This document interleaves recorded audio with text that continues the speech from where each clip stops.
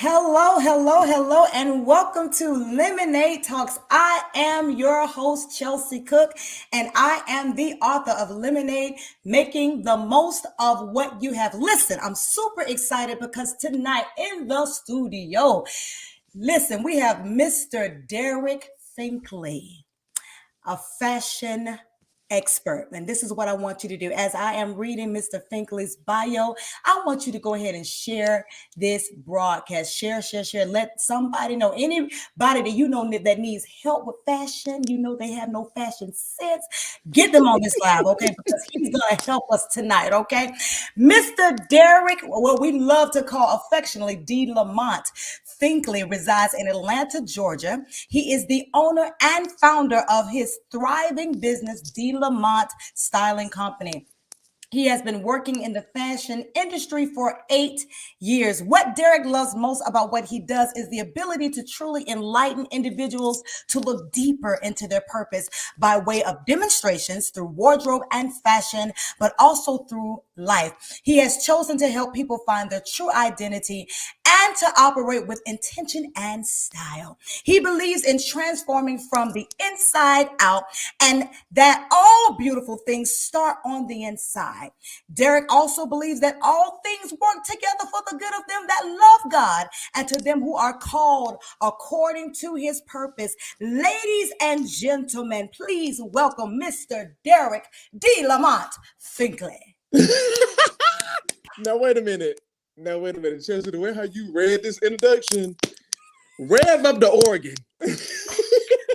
I got a keyboard in the back. I can go get it real quick. I'm gonna back myself up. Rev it up. Listen, and got to listen. You all, I am super excited to have my friend. He's such a good friend of mine, Mr. Derrick Finklea. He's gonna be with us tonight. Thank you so much for being with me tonight on this evening. It's gonna be great, absolutely amazing. So, Thank you for having me. yes, absolutely. So, Derrick, I want you to discuss with us your incredible journey and how you got into fashion and how you've used your faith to turn your lemons into lemonade. Talk about that. Absolutely. Well, first of all, I have to give credit to where credit is due. Chelsea Cook, thank you so much for having me on your platform. I appreciate it, y'all. This is Lemonade Talk with Chelsea Cook. I don't know where you've been, but this is where it's at. And I absolutely love your platform. This is my good friend, Chelsea Cook. I love you so much. But listen, I just had to give you credit to where credit is due. But hey, guys, welcome to Lemonade Talk with Chelsea. And I'm the special guest, and I'm so excited about being here. Well, I started my journey about 8 years ago. I started D. Lamont Styling Co. 8 years ago. And it was really a guy thing, and I give him all the credit and glory because if it was not for him, this ain't no religion talking, but truly I would not be here doing what I'm doing. But 8 years ago, I started my journey in fashion. Didn't really know. I was in, I think around 10th, 11th grade when I started styling. My brother was a photographer. He wasn't a photographer at this time. He was a graphic designer. So I really didn't know who I was. I was going through this phase of just going through the motion. You know what I'm saying? I really didn't care about life. I didn't care about health, life or strength. I didn't really care about any of that. I was just a fly by the wind, but I always been creative. I always had that creative thing, but I just never knew how to express my creativity. So one day my brother, who is a photographer now, my brother Calvin Finklea, but at the present time, he was just a graphic designer. So at that present time, he got him a camera, a nice little camera. So he was like, I need you to take some pictures. Like, let's take pictures. Let's go out to the Arabian Mountain Trail. Let's take pictures. And I was like, who you want to take pictures? Like, because that's not what I thought about myself. I never considered myself to be fashionable or even cared about stuff like that. I just knew I was creative. So my brother was like, come on, let's go out there. And we took pictures. And from that point on, there was a seed that was planted. It was a seed that was planted that really, but it just wasn't planted. It was water. And a lot of people need to know about the seed and the water method, because literally if there's seed and there's no water on the seed, nothing can grow. But I began to water the seed by just styling. I was doing it. I wasn't doing it for $1,000 an hour. I was just doing it because I loved doing it. I was doing my cousins. I was just putting clothes together for myself. So it was something that I loved to do. I genuinely became creative. I was already creative, but it started wanted to come out because, that was my expression. I didn't get into fashion. I never thought that I would be a fashion stylist. I just always wanted to express myself, and I never thought I had the voice to do so. So I began to, that's how my journey began. That's pretty much how it began. And just talk about the relationship. You and your brother are very close, and I mean, Yeah. I watch how the two of you work together. Talk about how you all function, even with your relationship as brothers and working in business together. How is that? Oh my goodness, it's amazing. Me and my brother, we don't have this sibling rivalry, which I thank God for. Like so many, I be seeing some stuff. I be like, how y'all fighting like that? But me and my brother, we don't have that type of situation. Like me and my brother, we work well together, and I truly got to give thanks and praise to my parents, who raised us not to be, fighting like cats. Like we always loved each other. Like we have a strong relationship, and also we have a sister. Her name is Tiffany Finklea. So we all have a great bond. But me and my brother, we do work together, and when I tell you we have a good time, we have a good time, and it's just our outward expression. You know what I'm saying? Coming out. That's how we express ourselves because we're creators. We're two creatives that came together, and we about to take over. We about to take over. So it's amazing work for him. Yes. Listen, if y'all have not seen their work, impeccable. The work is impeccable, Thank you. impeccable, impeccable. They're getting ready to do some work for me next week. I'm super excited about that. So Yes. y'all are gonna see. Oh, well, come on, this birthday shoot. Listen, Y'all ain't ready. y'all ain't ready. Tell them they ain't ready. They ain't ready.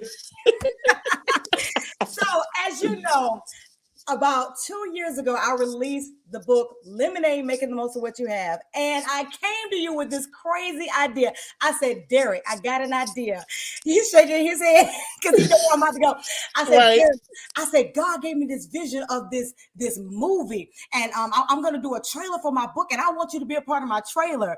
And you were kind of skeptical at first. You were like, I don't know about it. Yes. But the film went on to be really successful.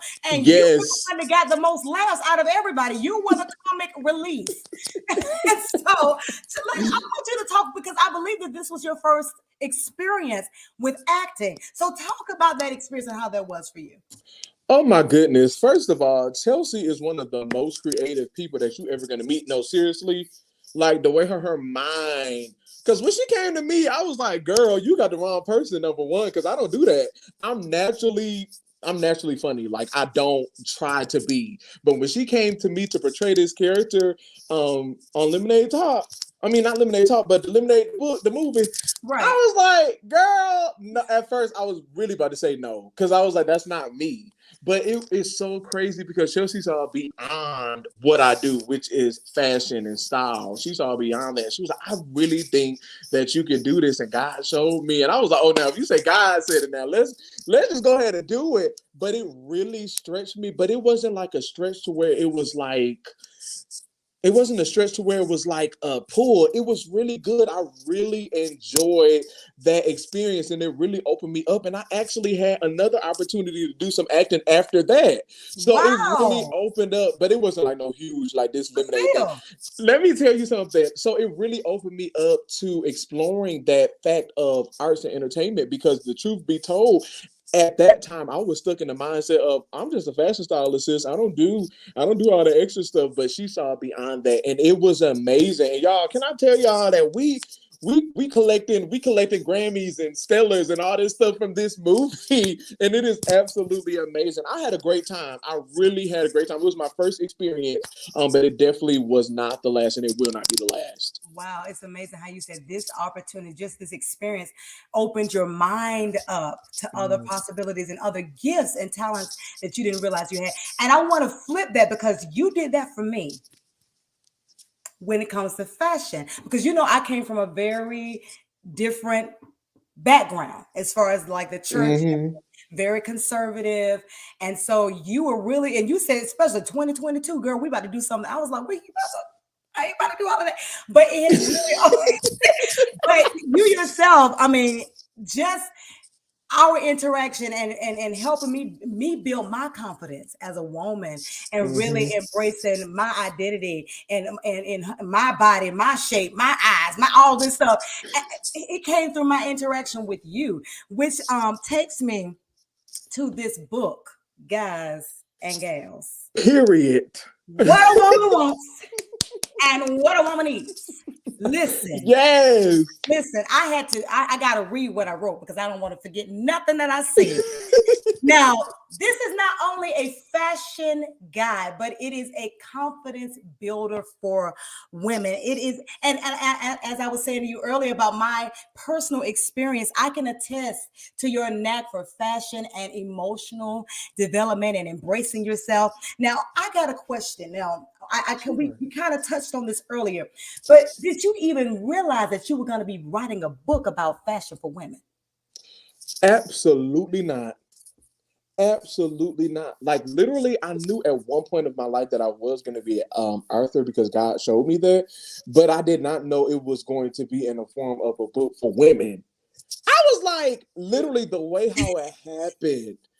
The way how it happened was amazing, and it was nobody but God who really gave me the intellect to really come to this whole book. And I'm telling you, this is not the first one. This ain't the last. This ain't the last that you're gonna see of this. And But because we have other stuff that we're doing with the woman, what a woman wants, what a woman needs. But at the present time, I ain't think nothing about being no Arthur. But I'm telling you, the pandemic, as it did for a lot of people, really stretched them out of their comfort zone. And it stretched me out of my comfort zone to come out. I made a commitment to myself last year. I said, I'm going to pull myself out of this fashion thing. Because when you are identified for doing something, you take on a full identity that people give you. So when it came to that, I was like, I refuse to die a fashion stylist. I refuse to just give myself to just giving fashion and giving looks and giving all of this. But it's so much on the inside of me that I want to do. So I had to literally go on a process of self-identity. I had to go through a self-identity process. When I tell you it was the ugliest season of my life, it wow. was the ugliest season because you can't help somebody else in their confidence if you don't have confidence yourself. And where I came from, I didn't have any confidence. I didn't really care about anything like that. So it was something that God gave me literally. And for me to write this self-help book for women, ain't nobody but God. I'm telling you. But it's amazing. I went through that process and I actually started going live on Instagram because that was a way of my healing taking place. Because I wasn't keen to my voice, right? So I will always be quiet. I will kind of shrink back. But if you know anything about me, I'm loud and I don't really care. But Chelsea, like, it is. And yes. But God really strategically made me go live. I was like, God, what am I going to go live about? What am I going to talk about? But it was so much healing. Every Tuesday I went on live, but we would just have general conversation. And it was like therapy to me. We were talking about life and then we were talking about different things. We were talking about businesses. And I re-identified myself from just being a fashion stylist to being who God called me to be. Because God didn't make me to say, oh, they're just going to make an impact in the fashion industry. No. I had to put a quarter in the meter right there. Like, I'm not going to do that. And God knew exactly what he was doing with me when he said, hey, you going to come out with this book. I was talking to my sister, Deja Rice, who is a good sister of ours. And she was like, and as immediately she was saying, you got to come up with like a self-help thing for me. Like she was just talking about personally, like stuff, items that I need. And God spoke to me right in that moment. And he was like, you going to come out with a book. I was like, what you mean? What you mean? In that moment, I don't question him, but in that moment, I was like, God, let me tell you something. I don't know. But when I'm telling you, when you go off of sheer obedience to God, this book did not even take 3 months. True story. It didn't even take 3 months to produce this book. That's how you know it's God. So I really am thankful for this book. So if you don't have this book, you got to go over to Amazon. I ain't gonna take over. Chelsea, go ahead. Listen, this is about you tonight. You are the featured guest. Right, but I want you to get your questions No, in. no, no. You're absolutely fine. And you talked about re-identifying. That was so powerful. Re-identifying who you are, and people can put things on you, and you're trying to live up to false expectations or a false identity. And that's so important that you discover who you are.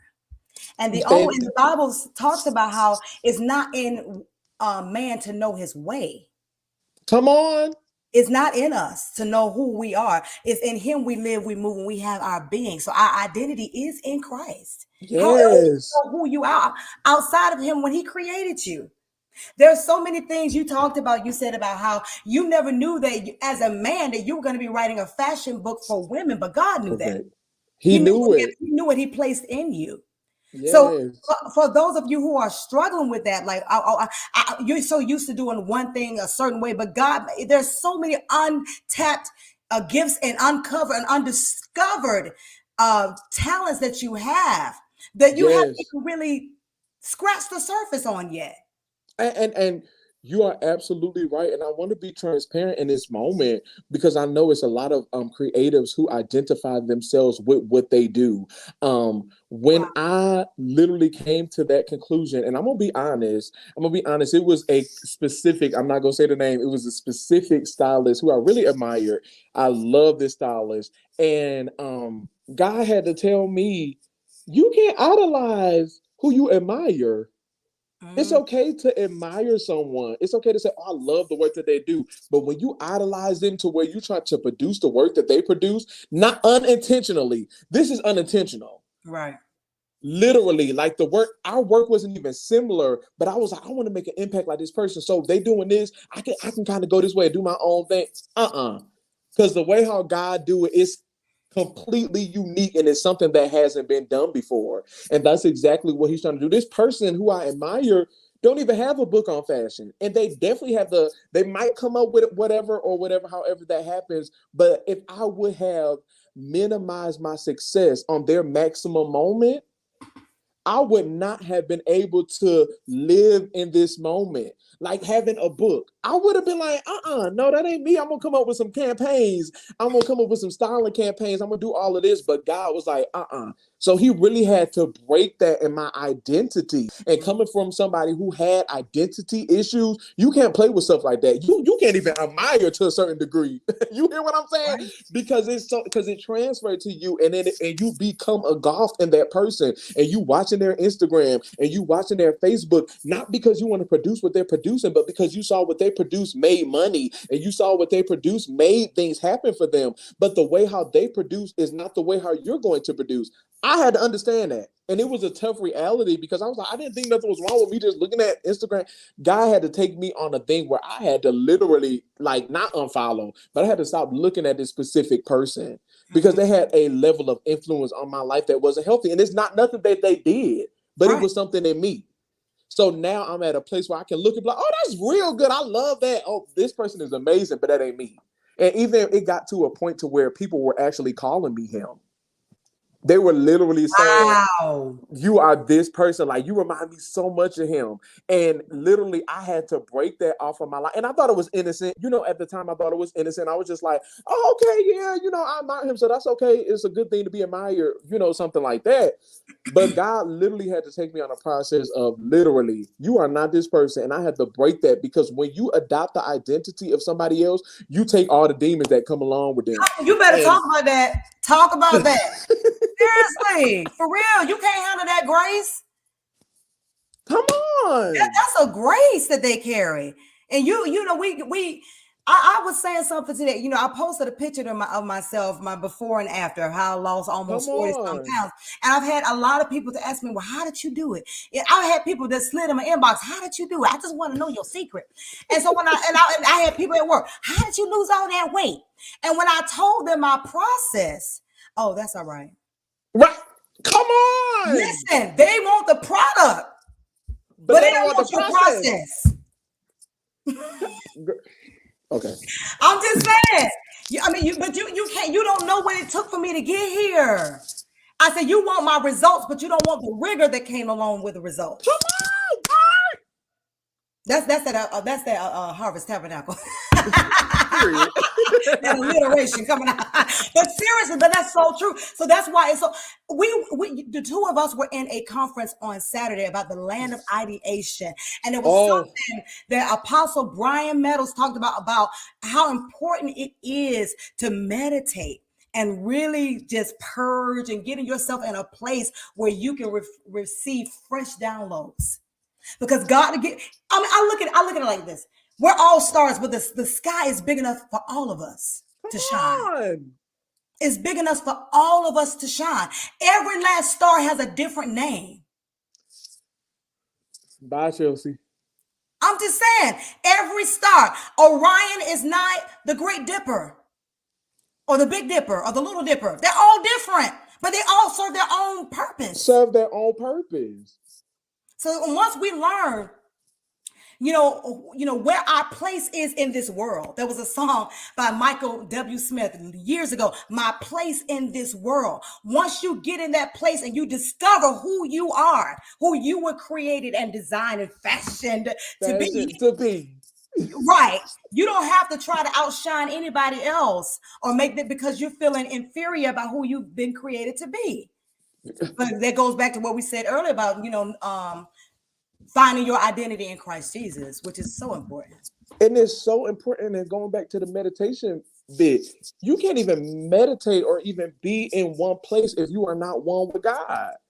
All these people talking about the universe and whatever you're talking about, you can't be in alignment with yourself if you are not one. The Bible tells us we are one in Christ. We are joint heirs with him.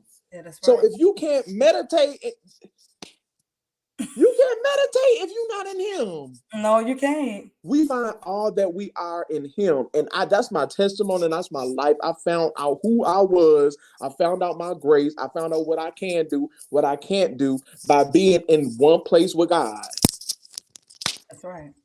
Listen. Y'all do. That's that on that. Listen. Now there were. You see, we don't got way off, y'all. We don't got way off. I do this with all my guests. I always get off. Y'all don't have to say a prayer for me in this lemonade, girl. This lemonade talk every time. So let's go. There were so many nuggets in your book, and a couple of things I want to talk about. You talked about how fashion rules are meant to be broken. Those different things like that. Those things that we were taught growing up. You don't wear white after Labor Day. Mm-hmm. If you're a big girl, you can't wear this. You little, you can't wear that, and all that kind of stuff. And you talked about stepping out of the comfort zone. Okay, but these things are not necessarily true that we were brought up on. So can you elaborate on that even more? Yes, that is one of my favorite chapters in the book because I know what it feels like to be in a comfort zone and you just okay with just being where you are and how you dress. But I like to use this analogy. It's not necessarily to say that you need all of this stuff to develop a style, but I like to say this: you need insurance on your car. And you need insurance on your car just in case something happens, just in case. Right. A just in case type situation. It's not making it law and say that you need this specific thing, that you need this specific guide to help you, but it's just insurance. It's just insurance to ensure that you are walking in who you're supposed to be. It's just insurance. Let's take it physically. It's just insurance that you ain't jiggling and shaking. You need undergarments. Insured.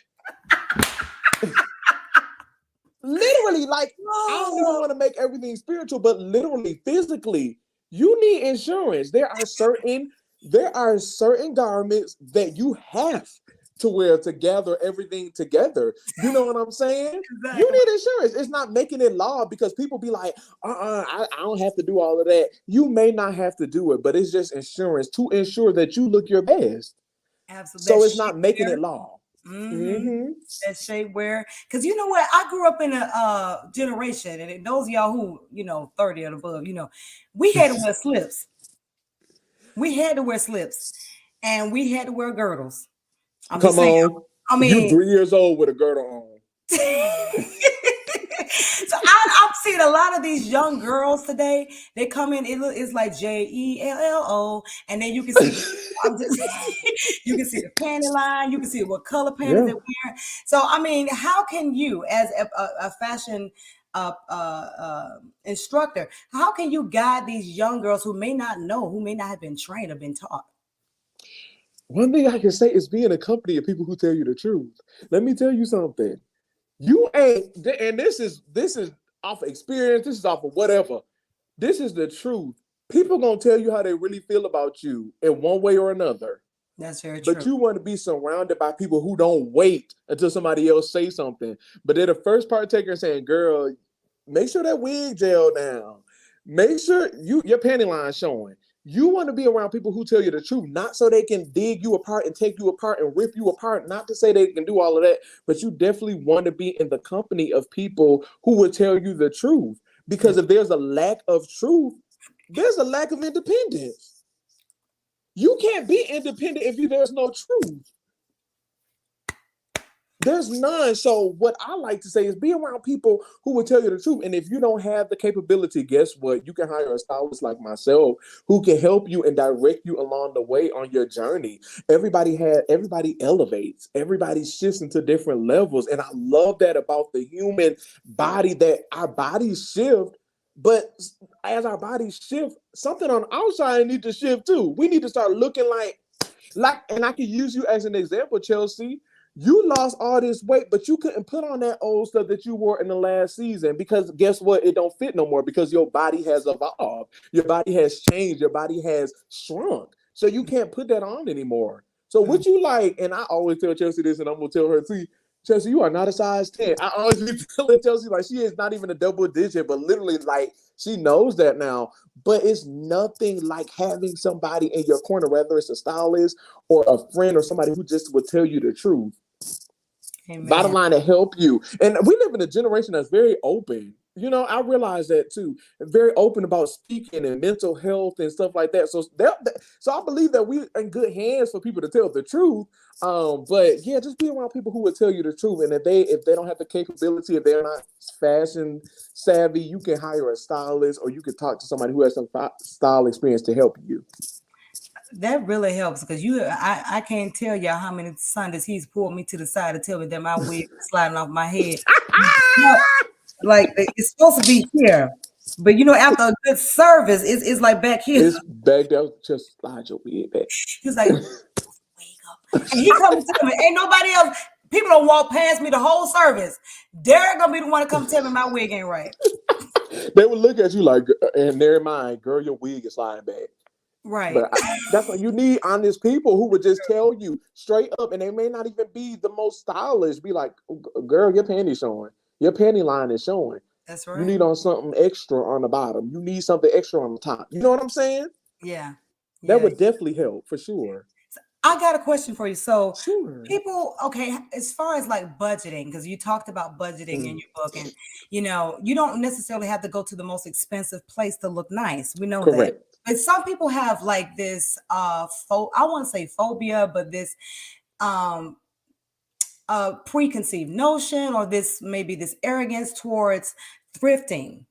Now I am not above thrifting, but they just need to know how to thrift. Mm-hmm. Correct. They need to know how to thrift. So you need to know what you're looking for. And so talk about that with thrifting and going. I don't think it's thrifting even. Yeah, I guess it's work. But talk about that.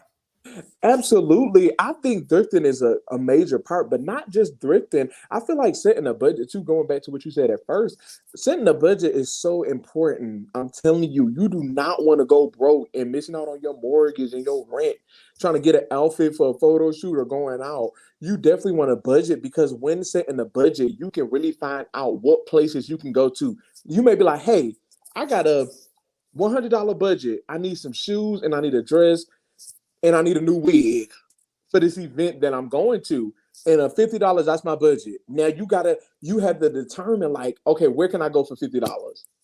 You ain't gonna go to no Gucci or you're not gonna go to Neiman's and get something for $50 unless you go to the clearance rack, and that's that ain't gonna happen. Yeah. So you have to know like where your budget is. It's important. And I love my clients too who be like, oh, I don't really have a budget, which is good because they can tell you like I can stop right here with my budget. But I'm telling you, if you are that type of person, and it really brings about discipline. It brings about discipline so you won't go over. I realize this too. It's not just about fashion because fashion is very spiritual, but it's something about having discipline, even when it comes to spending money. It's something about discipline. If you're not disciplined, you can't handle no money. If you're not disciplined with your eating, if you're not disciplined in these different things, it ain't no way you disciplined with your money. So that's why you have to set a budget and be disciplined. Not saying that's like I got $1,000 budget. You can have whatever budget you can set realistic. Let me say that a realistic budget that will carry you over. And it's okay to dip back in the fun if you don't have all you need and you need to get something else. So you're like, I can make some stuff happen right here. But having a solid budget, that really does help. Thrifting, going back to that thrifting thing, let me tell you something. I've been thrifting for years and I have found some diamonds. You can find anything down to Gucci, down to Fashion Nova, everything, because these are stuff that's coming, it's consignment. So it's coming from other people's house. They may have worn it, they may have not, but they're bringing it to this one place for you to purchase at half the price, like literally half the price. So that thing that you may spend $1,000 on, you may find at the Goodwill for $5 because people may not have need of it. So it's very, very frugal to go to the Goodwill and just have a good time with it. And it's a strategy.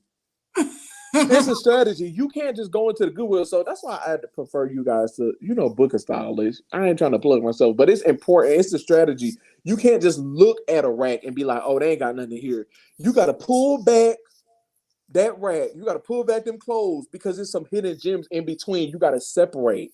But I ain't gonna give y'all too much on that because I got something that I'm releasing on that. But you just can't look at stuff face value. You have to actually. It's a whole method for thrifting. But I definitely. Oh, really? Oh man, that's part 2. Okay, so I didn't know that there was a method for thrifting. Really? I just thought you saw something you like and you got it. Because Chelsea, in the Goodwill, it's so much stuff. So they jam it all together. And if you just look at a spot and be like, oh, when you actually pull the pieces, separate them, you may find something that you can really work with. But if you're looking at something and they have all them clothes jammed in together, you ain't gonna be able to see what's tucked in between. That's very true. So you have to take your time, and you can't be rushing. You got to go when you ain't got nothing else to do. That you can make time to do that for sure.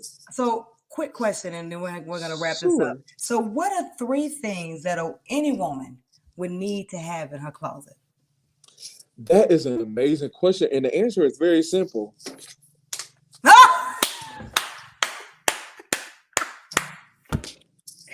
Listen, you don't pull out the whole book. No, really. Let me tell you something. Gotcha.